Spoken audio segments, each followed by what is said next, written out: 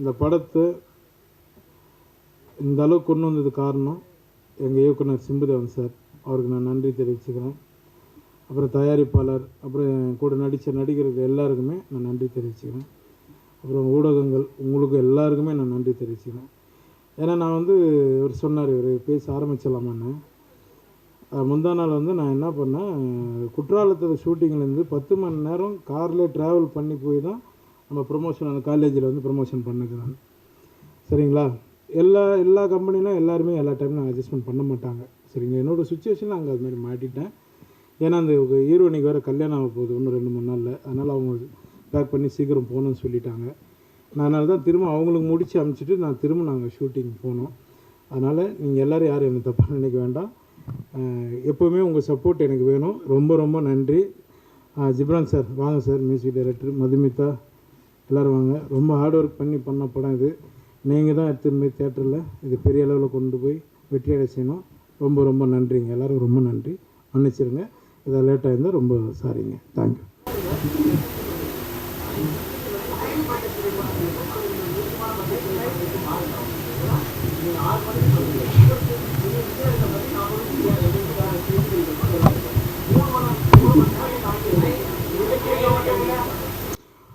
எனக்கு சொல்ல எனக்கு டைமிங் வந்து நான் வந்து ஆல்ரெடி சொன்னதுக்கு வந்து நான் முதல்ல சொல்லிட்டேன், சார் இது மாதிரி சுச்சுவேஷன் இருக்குது அப்படின்னா நீங்கள் வாங்க நான் பார்த்துக்கிறேன் அப்படின்னாங்க. இன்னொன்று எல்லா சிக்னலுக்கும் நான் போய் கேட்க முடியாது இல்லைங்களா, ஒரு டிராஃபிக்லேயும் போய் நான் வர முடியாது இல்லையா, நான் காரில் தானே வரேன். அதனால் அவ்வளோ வேலை இல்லை எல்லாமே எல்லாம் அதுதான் உண்மை. ரொம்ப நீங்கள் சொல்கிறது எனக்கு நல்லா புரியுது. கொஞ்சம் நிதானமாக கேளுங்க, உங்கள் கோபம் புரியுது. சரிங்களா? அதுதான் நான் மன்னிப்பு கேட்டேன்ல உங்கள்கிட்ட. இல்லை இவரோட எல்லா படங்களுக்கும் வரல. ஒரு நிமிஷம் சார். செந்தில், இது வந்து யோகி பாபு சார் கண்டிப்பாக கலந்துக்கிறேன்னு சொன்னதுனால மட்டும்தான் இது விழா நடந்தது. பத்திரிகையாளர்கிட்ட விழா இது மெசேஜ் அனுப்பும் போதே யோகி பாபு சார் வருவாரான்னு கேட்டாங்க. நான் யோகி பாபு சார் வரமாட்டார், யூனிட் மட்டும் இருக்கலான்னு நாங்கள் பொய் சொல்ல விரும்பலை. யோகி பாபு சார் வருவார்.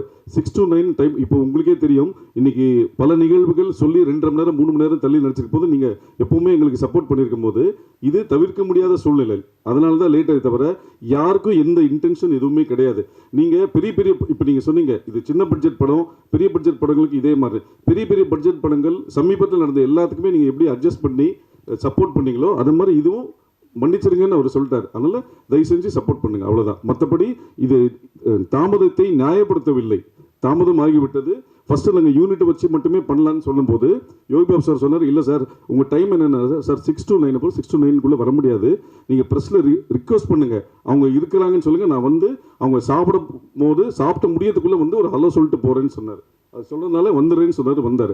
அதனால் அனைவருக்கும் நன்றி, வணக்கம். மற்றபடி எந்த விதமும் யாரையும் காக்க வைக்க வேண்டும் என்பது இந்த படக்குழுவினருக்கோ யோகி பாபுக்கோ யாருக்குமே எதுவுமே கிடையாது, எந்த இன்டென்ஷனும் கிடையாது. இப்போ நீங்கள் சொல்கிற மாதிரி டிராஃபிக் இருக்குது, உங்களுக்கும் பல நம்மளோட செய்தி ஊடகங்கள் இது இருக்குது, அடுத்த நியூஸ் ஃபைல் பண்ணால் அடுத்த இது போகணும். அதனால் யாரையும் காக்க வைக்க வேண்டும் எந்த ஒரு இன்டென்ஷனும் கிடையாது.